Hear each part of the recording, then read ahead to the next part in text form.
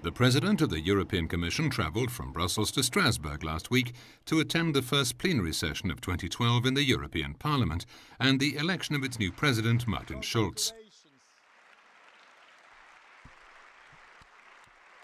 José Manuel Barroso congratulated the German MEP on his election after one round of voting, referred to his strong personality and reaffirmed the full support of the European Commission.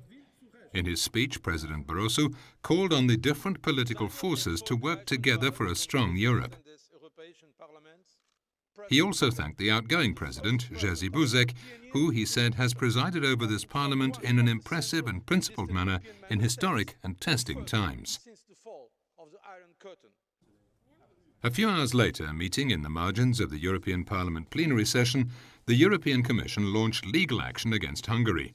Speaking afterwards to journalists, José Manuel Barroso said that national laws regarding the independence of the National Central Bank, the retirement age of judges, and the independence of the Data Protection Authority do not conform to EU standards.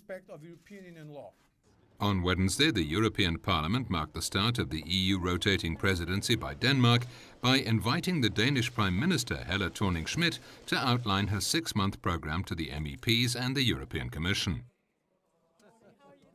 President Barroso expressed his conviction that Denmark would make a decisive contribution to the common European project. The President recalled the Commission's view of a comprehensive crisis response going beyond fiscal consolidation as put forward in its roadmap to stability and growth last October. He reiterated that growth in Europe must come from deepening the single market and warned of protracted discussions on the European patent. Growth in Europe must come from deepening our single market. We should release its full potential. And we must urgently reach agreement on the European patent. We have been discussing this for decades.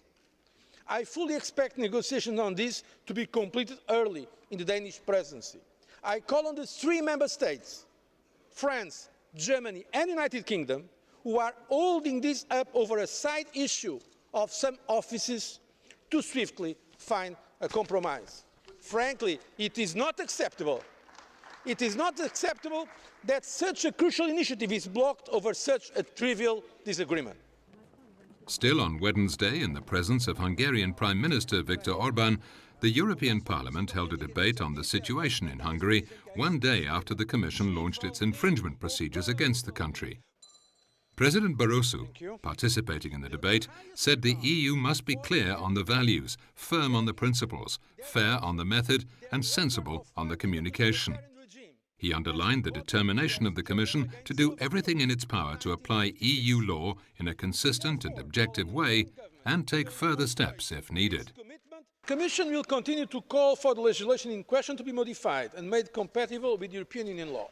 Above all, we will continue to urge the Hungarian government to act in a responsible and democratic manner and in the best interest of all Hungarian citizens.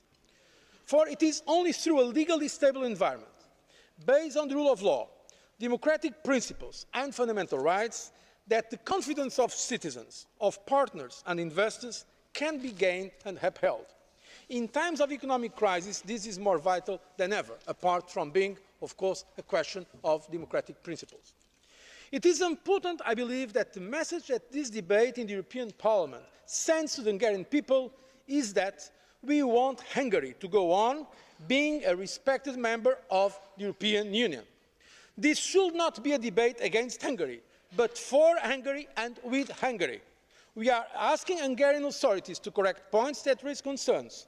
We do not want a shadow of doubt on the democracy of any of our member states.